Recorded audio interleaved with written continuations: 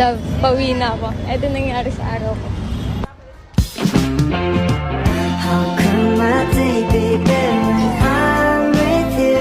Hi love! Welcome to my mini vlog. At nandito nga pala kami ngayon sa Sheraton Hotel para ganapin yung weya namin. At kasama ko yung magaganda kong katrabaho. Ayan. Nakapila na kami dyan para pumasok sa venue. At ito nga pala yung buffet nila dito. Kompleto din sila dito mga love. Ayan, may alimango at shrimp, steak, tempura, at mga vegetable and fruits. At syempre sa mga Pinoy, hindi mawawala ang soup at saka fried rice nila mga love. At may pahalo-halo pa sila dito mga love.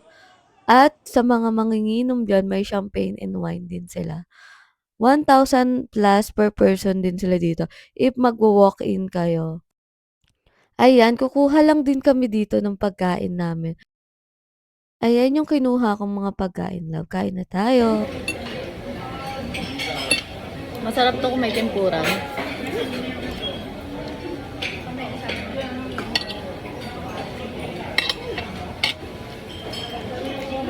Yan ba yung cold na hipon at Tyra?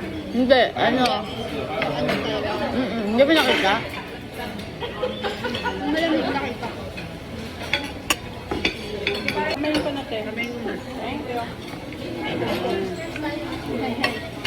Ay, yung utang mo.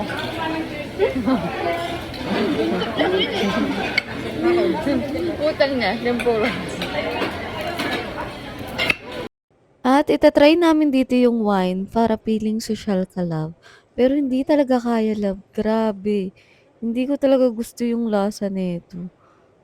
Tingnan mo, konti lang yung kinuha kasi titikman talaga namin.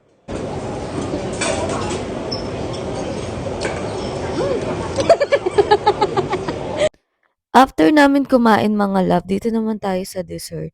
At may pa-chocolate fountain pa sila dito. Häagen-Dazs na ice cream. At may mga toppings din sila para sa ice cream. At iba't iba yung klase ng dessert nila dito. Sobrang sasarap mga love. Heaven talaga to sa akin.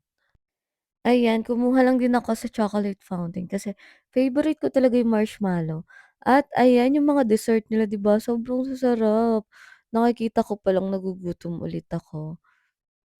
Pa-follow na din po sa TikTok account ko at sa YT channel ko. Salamat sa panonood. Bye-bye.